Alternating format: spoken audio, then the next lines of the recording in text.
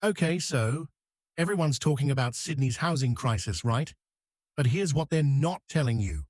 The Australian and New South Wales government just announced they're fixing the problem. First home buyers can now get help buying properties up to $1.5 million dollars with just a 5% deposit. 1.5 million for a first home. Now that sounds insane on its own. But there's one thing about this policy. Here's the thing that breaks the whole system. It costs about $900,000 to build a basic two-bedroom apartment in Sydney.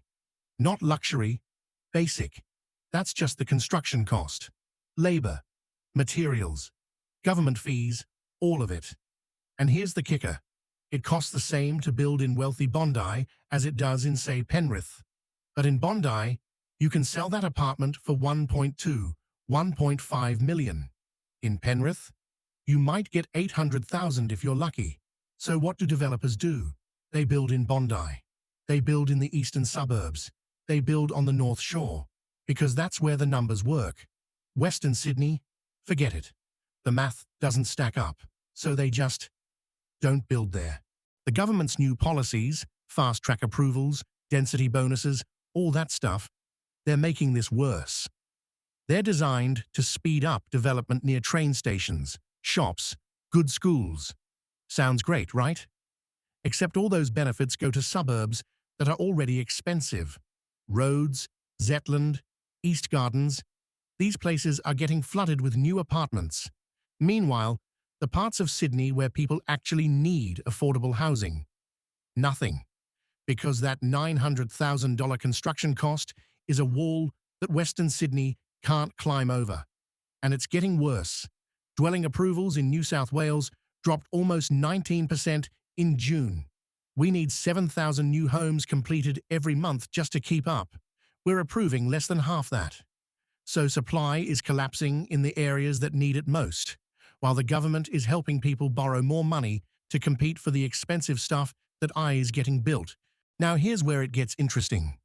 Sydney's population is growing by 650,000 people by 2034. That's basically another Canberra moving here. But we're not building enough homes for them, especially not affordable ones. Rental vacancy in Sydney is already at 1.7%. That's critically tight. So prices and rents keep going up. Everyone can see that.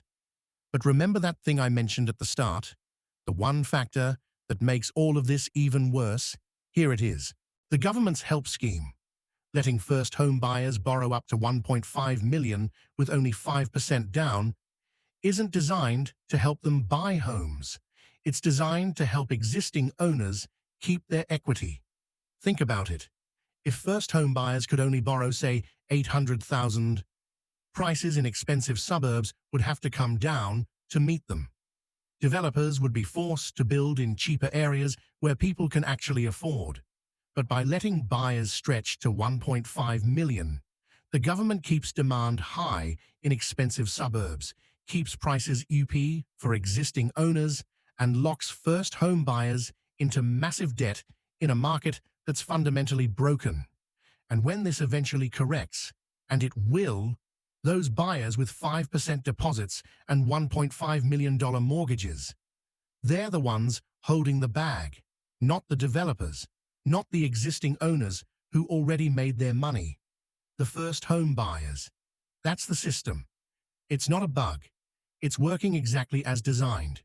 If you want to see how this plays out week by week, subscribe, because we're tracking Sydney's market in real time. This is only going to get worse before it gets better.